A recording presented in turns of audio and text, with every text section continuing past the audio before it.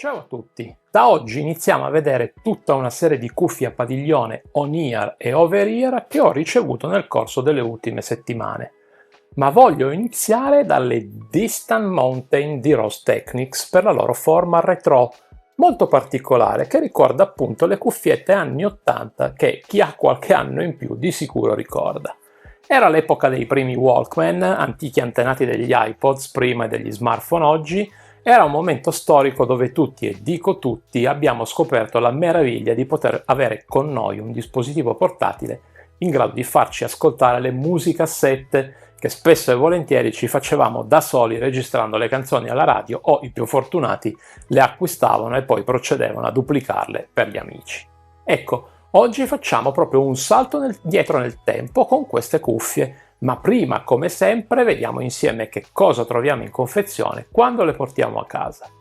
La dotazione è generosa perché al suo interno, oltre alle cuffie e il cavo che vedremo in dettaglio più tardi, troviamo un secondo paio di earpads, ovvero le coperture in spugna dei padiglioni, e poi capiremo perché, un manuale che spiega come montare il cavo e le coperture e infine questo omaggio che potete montare e mettere in bella vista sulla vostra scrivania.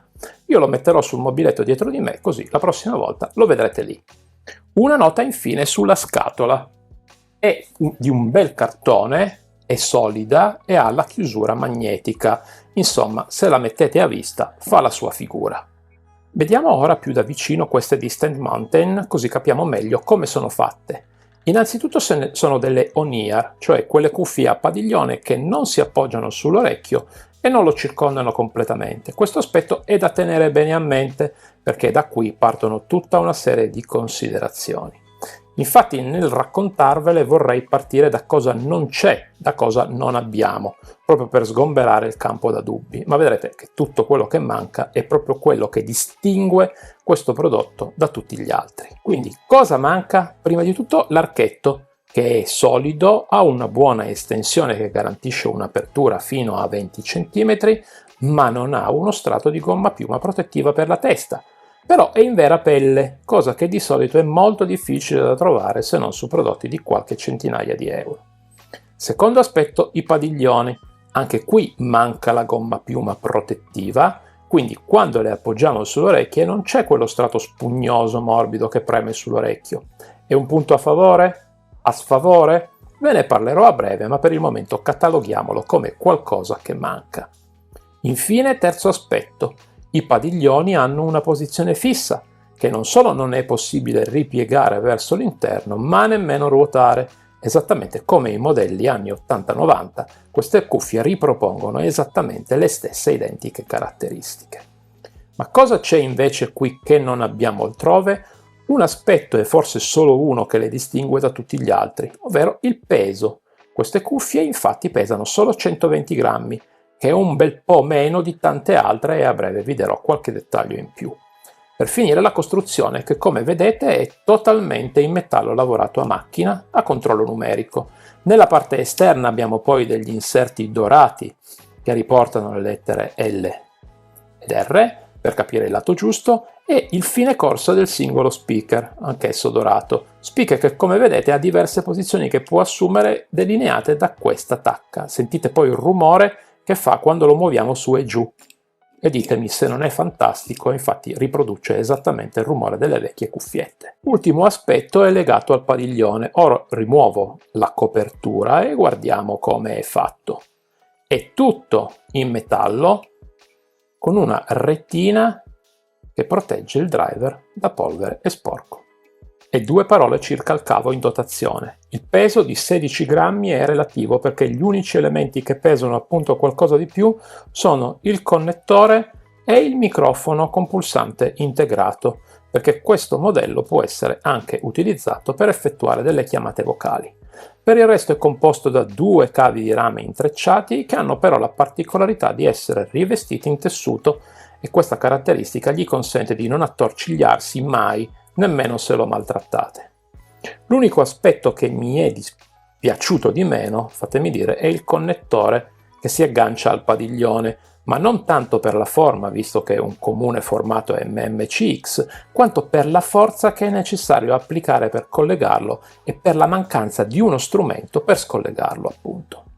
Ora che abbiamo capito come sono fatte, vi dico qualcosa di più circa le sensazioni che si provano indossandole. Ecco, l'archetto poggia proprio poco sulla testa, quindi non avere uno strato di spugna che ammortizza non è un problema. Io, che non sono propriamente un capellone, non ho alcun problema e anzi il contatto diretto con la pelle è per me di fatto inesistente, e chi ha i capelli lo sentirà ancora di meno. Stesso discorso per i padiglioni. Questi si appoggiano sull'orecchio, la spugna presente è sufficiente per renderli confortevoli anche se si avverte una maggiore pressione laterale. Hanno però il pregio di essere areate, quindi non scaldano il padiglione, cosa che invece fanno tutti i padiglioni con una copertura in finta pelle. Questi lasciano comunque sempre l'orecchio abbastanza fresco. Infine il peso, che vi dicevo prima essere di soli 120 grammi. Considerate a questo proposito che le On-Ear di Sony o JBL, che abbiamo visto qualche tempo fa sul canale, hanno un peso di 150 grammi, mentre le Over-Ear raggiungono tante volte superano i 250 grammi.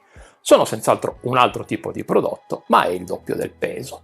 L'unico appunto che devo fare o limite di queste Distant Mountain è l'isolamento dai rumori esterni. È completamente assente. Quando le indossiamo possiamo capire senza problemi che cosa accade intorno a noi.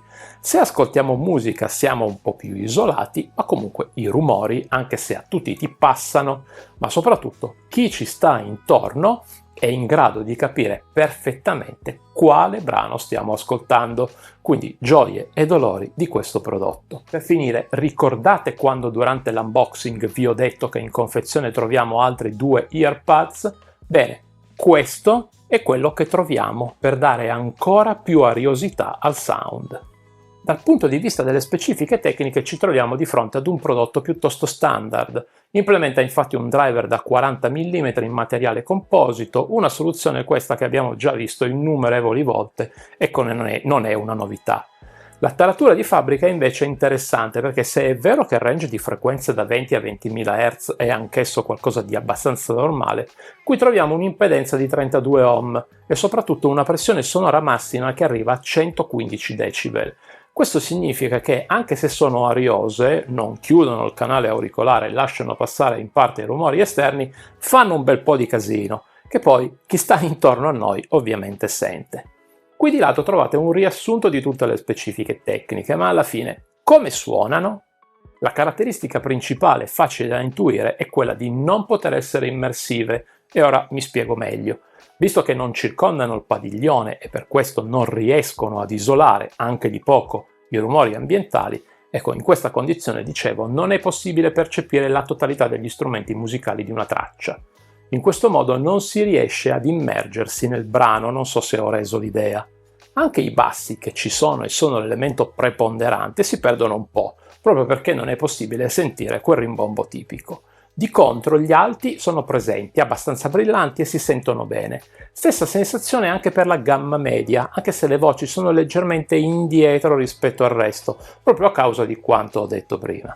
Nel complesso però ascoltare un brano, qualunque esso sia, con le Distant Mountain è piacevole e divertente, soprattutto se consideriamo il prezzo di vendita non eccessivo. Se vi piace il formato e il design di questo modello, vi consiglio di collegarle ad un DAC per dargli un po' più di verve. E veniamo quindi alle conclusioni mentre vi mostro la mia personale pagella. Queste Distant Mountain mi hanno fatto fare un salto indietro nel tempo. Non nego che quando le ho aperte la prima volta mi hanno scatenato ricordi che pensavo di aver perduto. Ho ricordato e ricordo ora gite fatte alla fine delle elementari ascoltando musica sul pullman, o un periodo alle superiori dove passavamo il tempo in palestra a chiacchierare ed ascoltare musica. Era il momento dei Guns N' Roses o comunque del grunge. Dentro la nebbia non ce la faccio, troppi ricordi. Insomma, questo per dirvi che se avete vissuto quel periodo non potrete restare indifferenti quando e se avrete l'occasione di poterle toccare con mano. Dal punto di vista tecnico sono molto ben fatte, nulla di paragonabile a quelle cuffiette anni 80-90, perché qui abbiamo una struttura completamente in metallo e materiali premium e comunque meglio rifiniti rispetto al passato. Inoltre il suono è di buon livello, anche se per forza di cose, a causa del formato, perde qualcosina, mentre gli unici difetti che ho riscontrato sono le coperture in spugna che si deformano abbastanza facilmente e che quindi necessitano di un'attenzione particolare, e poi la dispersione sonora che qui è elevata. Se non volete far capire che cosa state ascoltando a chi vi sta intorno, ecco, meglio evitare probabilmente questo modello che deve essere usato in un ambiente isolato. Sono disponibili in due colorazioni, quella nera che ho avuto il piacere di farvi scoprire oggi e quella marrone che, se volete, è ancora più particolare di questa nera. Hanno poi il pregio di non costare una cifra esorbitante, anche perché, ok, i materiali premium, ma alla fine sono abbastanza semplici come tipologia di cuffie. Costano infatti di listino $64,99, che si traducono in un range che va dai 64 ai 70 euro. Se siete rimasti affascinati dal prodotto e volete acquistarlo, vi lascio in descrizione il mio link affiliato. L'unico problema, se così vogliamo chiamarlo, è che dovrete acquistarle tramite un noto store orientale, quindi la spedizione potrebbe richiedere qualche giorno in più del solito. Se invece volete acquistare questo esemplare che ho utilizzato per le prove, seguite il canale Telegram che trovate qui di lato, dove a breve, fatemi dire, le troverete in vendita. Bene, anche per questa settimana è tutto e come sempre vi ringrazio per il supporto che mi date, per i commenti e la partecipazione che dimostrate appunto con i commenti al video. Se ancora non siete iscritti al canale, io vi consiglio di farlo perché arriveranno tutta una serie di prodotti mica da ridere, quindi iscrivetevi e mettete un like se quello che avete visto vi è piaciuto. Grazie ancora per essere rimasti con me fino alla fine, alla prossima!